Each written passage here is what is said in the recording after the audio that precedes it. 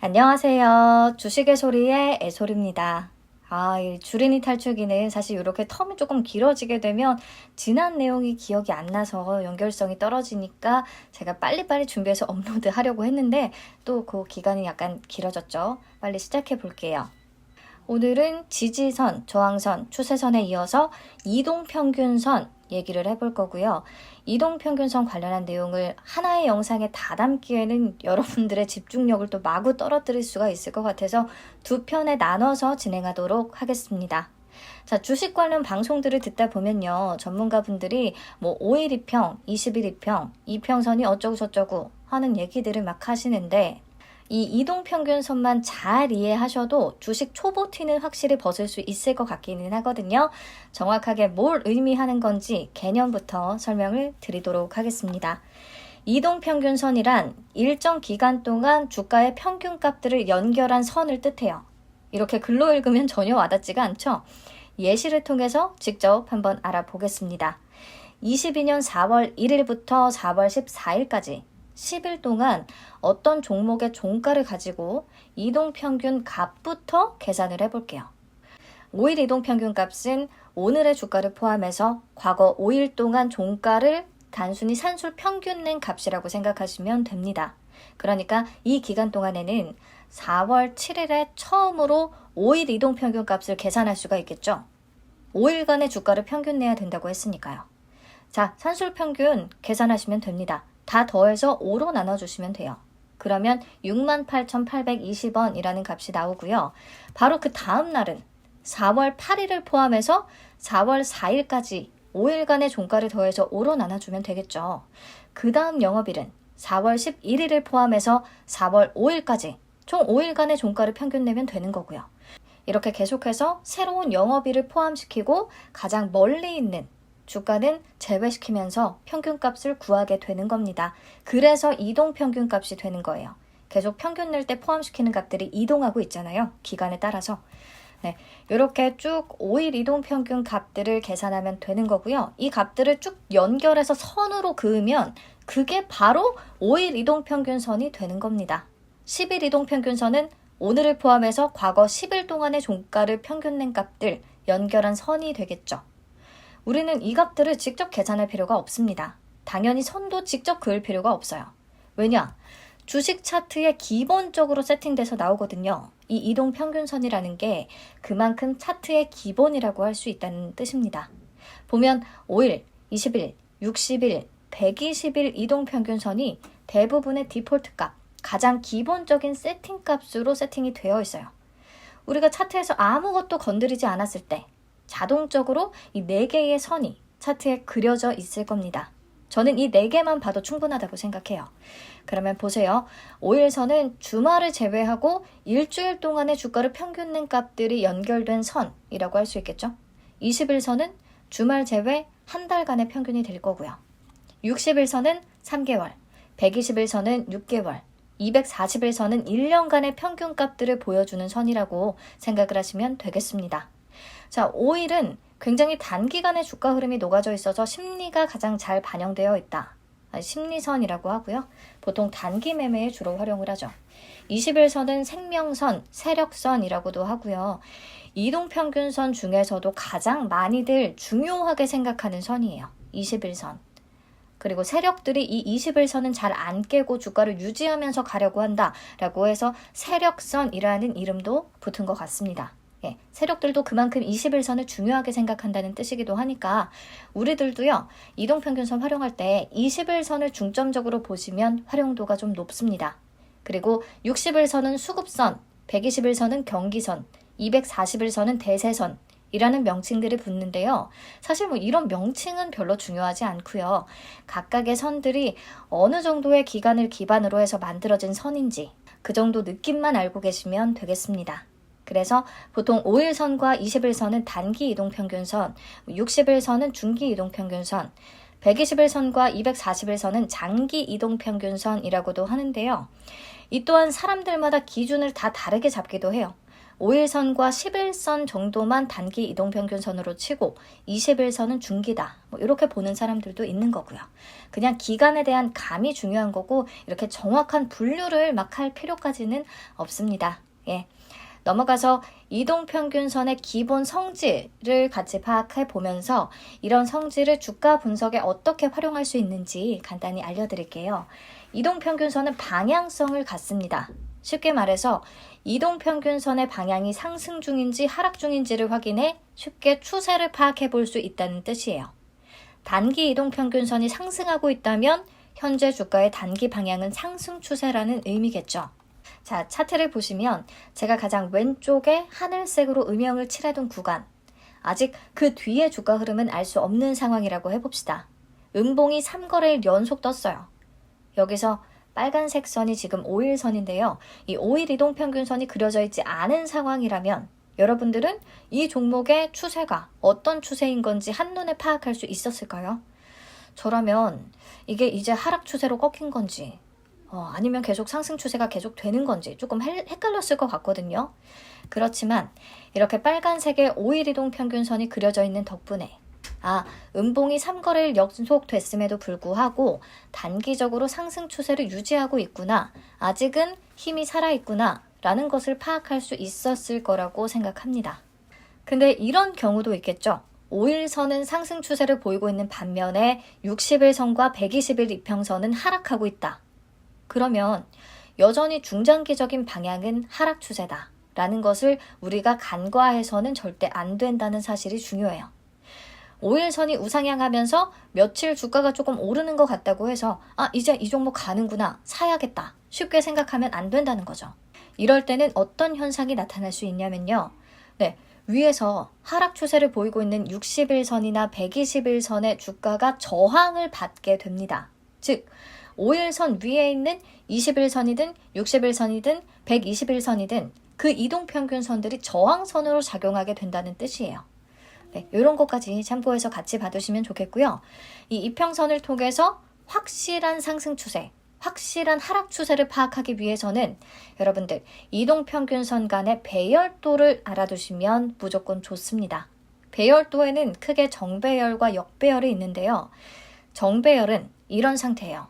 주가가 가장 위에 있고 그 다음 5일선, 그 다음 20일선, 그 다음 60일선, 그 다음 120일선 순서로 단기 이동평균선에서 장기 이동평균선 순서로 위에서부터 아래로 배열이 된 상태다. 그리고 이걸 전형적인 상승 종목이라고 할 수 있습니다. 여기서 5일선이 20일선을 하향 돌파하지 않는 한 이 상승 추세는 지속된다고 보고요. 반대로 역배열은 딱 뒤집어 놓은 거예요. 120일선, 60일선, 20일선, 5일선 주가 순으로 위에서부터 아래로 배열이 된 상태. 지금 그림에서 보고 계신 차트가 바로 그 역배열 상태가 되겠습니다. 역배열은 전형적인 하락 추세를 보이는 종목에서 나타나는 배열도예요. 이 경우 앞에서 보셨던 것처럼요. 주가가 5일선을 상향 돌파해서 20일선을 향해 달려가다가 20일선에서 저항을 맞고 다시 떨어질 수가 있고요. 20일선까지 뚫고 올라간다고 해도 또 60일선의 저항을 맞고 떨어질 수 있다는 거 알고 계셔야겠죠.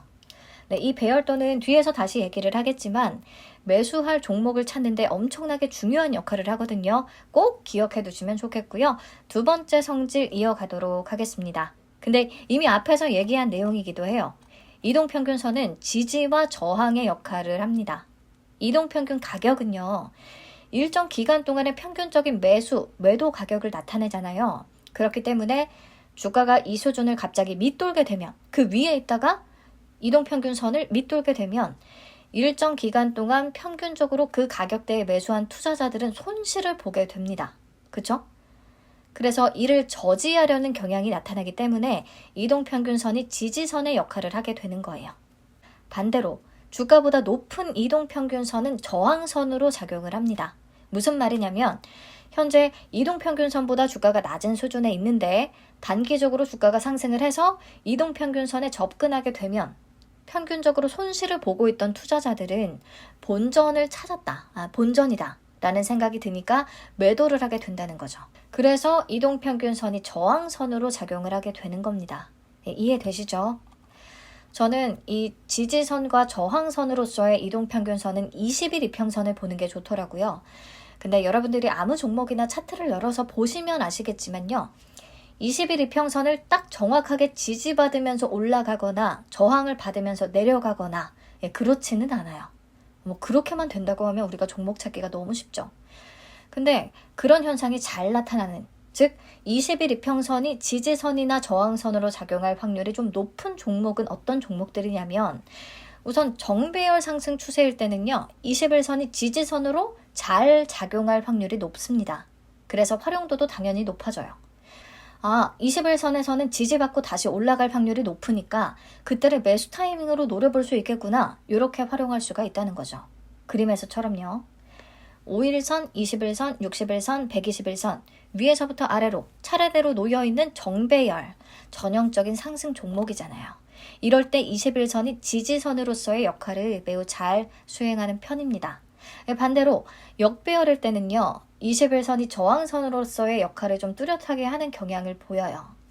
21선에 닿으면 계속해서 저항받고 다시 내려가는 모습을 보여주고 있죠.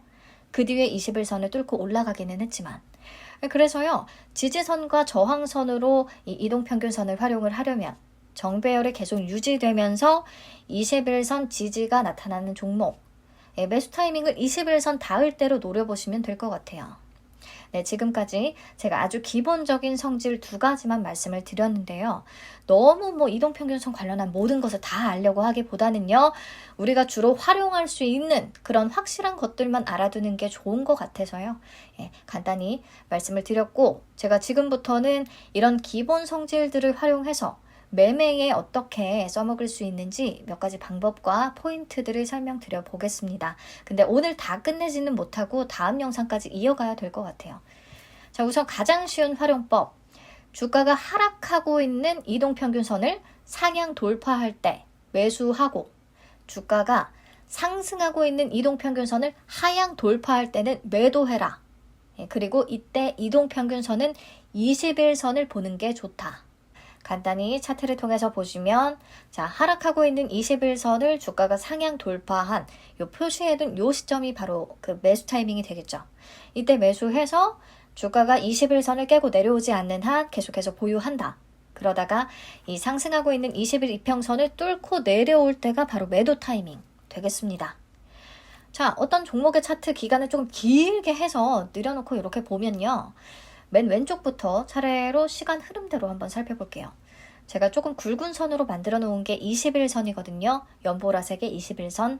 자, 하락하고 있는 21선을 뚫고 올라가는 시점, 매수 타이밍 되겠고, 깨고 내려온 시점이 바로 매도 타이밍 되겠고요. 그 다음에도 하락하고 있는 21선을 뚫고 올라간 시점, 바로 매수 타이밍이 되겠고, 그 뒤에 21선을 뚫고 내려오기보다는 급등이 나와줬기 때문에 알아서 한번 잘 팔 수 있었을 것 같고요. 그 다음에 또 매수 타이밍 충분히 잡아볼 수 있겠고, 매도 타이밍 마찬가지죠. 21선을 뚫고 내려왔을 때. 이런 식으로 좀 간단하게 활용을 할 수가 있습니다. 보통 코스피 종목에 잘 적용이 돼요. 근데 여러분들 바로 매매에 실전에 적용하기 전에 이렇게 과거 시점에 21선을 통해 매매를 했으면 타이밍이 잘 맞았을지 확인을 좀 하신 뒤에 시도를 해보는 게 무조건 좋습니다. 제가 잘 적용된 종목을 보여드려서 마치 이게 절대적인 원칙인 양, 아주 딱 들어맞는 것 같아 보일 수가 있는데요. 반드시 적용되는 게 절대 아닙니다. 일시적으로 주가가 21선을 상향 돌파한 뒤에 다시 곧바로 하락할 수도 있는 거고요. 반대의 경우도 당연히 나타날 수 있는 거고요. 그래서 그나마 성공 확률을 높이기 위해서는 얘기했듯이 코스피 종목을 대상으로 하시는 게 좋겠고요. 21선이나 60일선을 활용하는 게 좋은데 저는 21선이 잘 맞는 것 같더라고요. 60일선으로 하면 그리고 조금 늦어요. 타이밍을 잡는데 늦은 감이 있습니다. 아무튼 이게 가장 단순하고 적용하기 쉬운 매매 활용법이라고 할 수 있겠고요. 그 다음 이게 조금 진짜 중요한데, 이걸 활용하면 급등할 수 있는 좀 진짜 많이 먹을 수 있는 그런 종목을 찾을 수도 있습니다. 이동평균선들이요, 일정한 배열을 보이지 않고 막 마음대로 움직이다가 그림에서 빨간색으로 음영을 칠해둔 부분처럼 선들이 한 점으로 모이는 때가 있어요. 밀집하는 움직임이 나타나는 때가 있습니다. 그 뒤에는 추세가 어떤 방향으로든 주가가 방향을 잡는 경향이 분명히 나타나거든요. 특히 이렇게 밀집 후 정배열로 들어가는 초기 그 시점이 엄청나게 중요한 매수 타이밍 되겠습니다. 그래서 매수 급소라고 표현들 하시더라고요. 보시면 4개의 이동평균선이 오밀조밀하게 수렴을 했다가 5일선, 20일선, 60일선, 120일선 순서로 위에서 아래까지 놓이면서 빡 급등한 것을 확인할 수가 있어요. 네, 이번 차트도 마찬가지입니다. 수렴 후에 정배열로 들어갔는데 근데 이번 차트는 이동평균선들이 수렴한 시점과 차트상의 완벽한 정배열 상태가 나타난 시점 사이에 간격이 조금 있어요. 그렇기 때문에 우리가 우선 이동평균선들이 밀집한 차트는 분명히 눈여겨봐야 하는 게 맞기는 한데요. 그 밀집한 이후에 정배열 상태로 정확하게 접어드는지 그 부분을 체크하는 게 가장 중요하겠습니다.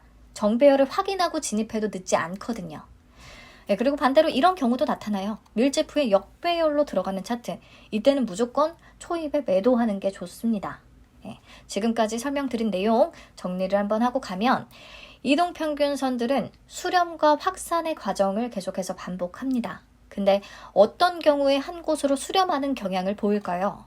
네, 주가가 꽤 오랜 시간 별다른 변화 없이 같은 가격대 수준에서 계속 움직이고 있을 때 그러면 5일 이동평균값이나 20일 이동평균값이나 60일이나 비슷해질 테니까요. 이동평균선들도 같은 지점을 향해 모이게 된다는 거죠. 하지만 이런 수렴 과정은 오래 지속되지 않습니다. 반드시 위든 아래든 방향을 잡게 돼요. 일반적으로는 수렴 이후에 상승 쪽으로 가닥을 잡는 경우가 많으니까요. 이렇게 모이고 있는 종목은 무조건 관심을 가질 필요가 있고요. 그 뒤에 정배열이 만들어지는 그 초기 시점이 바로 매수 급소가 되겠습니다. 자, 여기까지 해서 오늘 배운 내용들 차트에 직접 적용을 해보면서 복습하는 시간 한번 가져보려고 해요. 그리고 마지막에 밀집 후에 정배열 종목을 찾을 수 있는 방법 간단한 거 한번 공유해 드릴게요.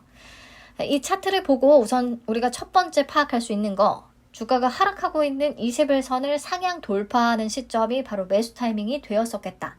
그리고 21선의 추세가 꺾이지 않는 이상 이 21선 지지를 받고 올라갈 수 있었겠다. 하지만 5일선과 20일선은 우상향하려는 흐름이 나타나고 있기는 한데 60일선과 120일선은 그 위에서 여전히 장기적인 하락 추세를 보이고 있다. 결국에 120일선의 저항을 받고 주가는 다시 떨어졌다. 자, 근데 보세요. 그 다음에 또 하락하는 20일선을 주가가 뚫고 올라간 시점이 있잖아요. 하지만 이때 매수했다면 다음날 바로 마이너스. 그 뒤에도 더 떨어졌겠죠. 보면 20일선을 뚫고 올라가자마자 60일선의 저항을 받는 자리라는 것을 알 수가 있어요. 그러니까 이럴 때는 매수를 섣불리 해서는 안 된다는 거죠. 그냥 20일선만 막연하게 보고 매수, 매도를 결정하시면 안 된다는 겁니다. 네, 그리고 바로 그 다음 다시 한번 매수 타이밍이 오는데요. 이때도 바로 사지 말고 위에 60일선 걸려 있으니까 그거 뚫고 올라가는지 확인하고 그 위에 바로 또 120일선 걸려 있으니까 아예 120일선까지 확실히 상향 돌파해 주는지를 확인하고 매수해도 늦지 않았을 것 같네요. 네, 이런 식으로 배운 것들을 다 복합적으로 적용해 보시면 될 것 같고요. 우리 게다가 이동평균선 공부하기 전에 추세선 열심히 그어봤잖아요. 여기서도 추세선을 한번 적용해서 보시죠. 우선 낮아지는 고점끼리 연결해서 이런 하락 추세선을 그어볼 수가 있었을 거고요. 이 하락 추세선을 주가가 상향 돌파하는 시점이 매수 타이밍이 되잖아요. 제가 보라색으로 동그라미를 쳐뒀습니다. 보시면 20일 이동평균선으로 매수 타이밍을 찾는 것보다 조금 더 빨리 매수할 수가 있었을 것 같아요. 추세선을 활용했다면. 그리고 이때 샀다면 매도 타이밍은 어떻게 잡느냐? 새롭게 그어지는 상승 추세선을 그어서 그 추세선을 주가가 뚫고 내려오는 시점, 이 시점에 팔겠다고 계획을 미리 세워볼 수가 있었겠네요. 근데 이번에는 60일선 저항을 활용했을 때보다 조금 늦게 팔게 됐을 것 같기는 해요. 자, 그리고 아까 매수 타이밍이자 바로 저항을 받는 자리였던 곳, 이 또한 지지선과 저항선을 이렇게만 그어봤다면 그 자리가 강하게 저항받을 수 있는 자리였음을 미리 파악해 볼 수가 있었을 것 같습니다. 예, 플러스 이렇게 새롭게 하락 추세선을 그어서 다시 한번 매수 타이밍을 잡아볼 수 있었겠고요. 그러니까 지지선, 저항선, 추세선, 이동평균선 다 따로라고 생각을 하지 마시고요. 이렇게 복합적으로 다 활용을 해서 차트를 분석하시면 훨씬 많은 경우의 수를 미리 계획해 둘 수 있다는 거. 효율적인 차트 분석이 가능하다는 거. 그러니까 공부한 건 최대한 다 활용해 보셨으면 좋겠습니다. 저는 사실 개인적으로 이동평균선보다는 추세선이나 지지선, 저항선을 긋는 게 더 편하기도 하고 좀 실용적이다라고 생각을 하기는 하는데, 하지만 이동평균선까지 같이 보시면 당연히 더 좋습니다. 오늘 제가 말씀드린 내용이 꽤 많은데요. 그중에 기억하셨으면 좋겠는 부분은 추세선과 지지선, 저항선만으로는 절대 찾을 수 없는 종목. 네, 이동평균선이 수렴 후에 정배열 추세가 나타나는 종목 되겠습니다. 이런 종목을 근데 어떻게 찾느냐? 차트를 다 돌려봐야 하느냐? 저는 그냥 HTS 활용해요. 삼성증권 HTS를 쓰는데요. 뭐 다른 증권사도 다 메뉴명은 비슷할 것 같습니다. 조건 검색 아니면 종목 검색. 삼성증권 HTS에서는요, 이 조건명에 이동평균 밀집 정배열이라는 메뉴가 이미 만들어져 있어요. 그래서 우리가 어렵게 뭐 조건 검색식을 따로 만들 필요가 없이 저는 만들어진 식을 사용합니다. 근데 문제는 이 검색식에서 정배열 조건이 5일선이 가장 위, 그 다음이 21선, 그 다음이 61선 이라고 되어 있거든요. 그래서 121선은 고려하지 않고 있어요. 정배열 조건으로. 그래서 검색해서 나오는 종목들의 차트를 쭉 살펴보면 121선이 가장 위에 놓여있는 경우들이 꽤 많거든요. 그러면 정배열이 아닌 거죠. 그렇게 되면 앞에서 본 사례들처럼 주가가 조금 오르는 듯 하다가 121선의 저항을 받을 수 있기 때문에, 그럴 확률이 높기 때문에 그런 종목은 빼놓고 보시고요.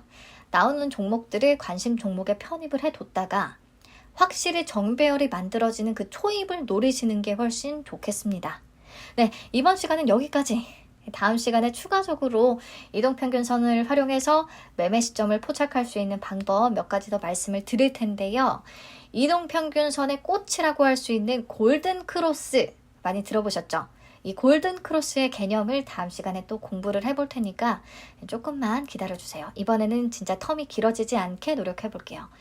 이번 영상도 내용이 조금이라도 도움이 됐다면 구독과 좋아요 부탁드려요.